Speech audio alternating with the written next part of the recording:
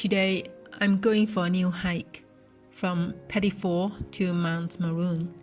This is a demanding hike physically, as it involves rock hopping, rock scrambling, and a bit of bush bashing. It is, however, worth the effort, as the view on Mt Maroon is fantastic. It's an early start. We met at 5 a.m. at Rockley train station for carpooling. It's quite foggy today. As you can see, the visibility is low, although it may seem romantic and mysterious to me. But it may not be the same to my friend James, who is driving, as driving in this condition requires extra caution. Now we are waiting for the other hikers. We are 40 minutes earlier than the scheduled time.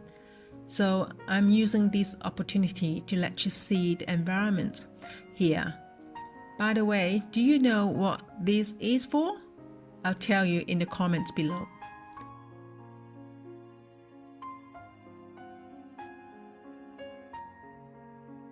My apology for forgotten to video record the view on Maroon, so I can only show you the view on Mt Maroon by some photos taken in my previous trips.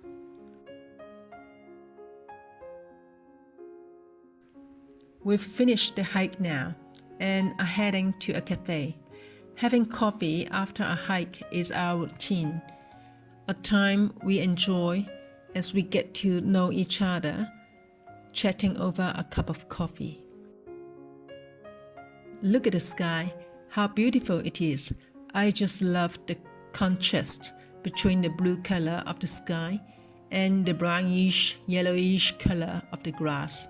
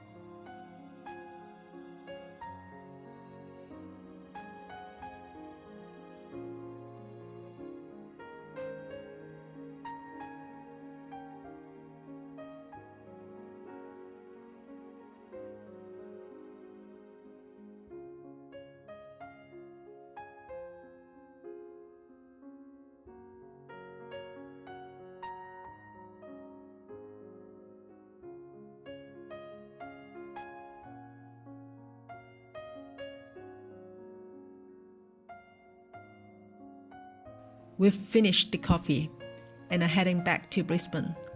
Although it's only about 5 p.m, it's getting dark because it is winter in Australia now.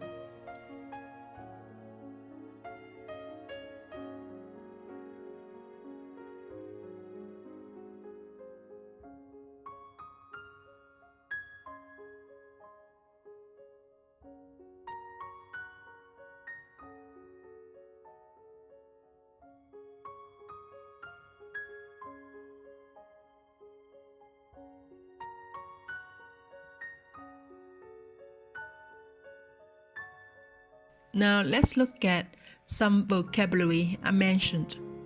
The first one, rock scrambling. It means using hands and feet getting up steep rocky surface. Rock scrambling can be dangerous. Second one, rock hopping. Walking while stepping from one rock to another or jumping from one rock to another. I love rock hopping. It's fun, but have to admit, it's not everyone's cup of tea. Number 3, bush bashing. It means beats through thick bush, perhaps with a stick, usually off track.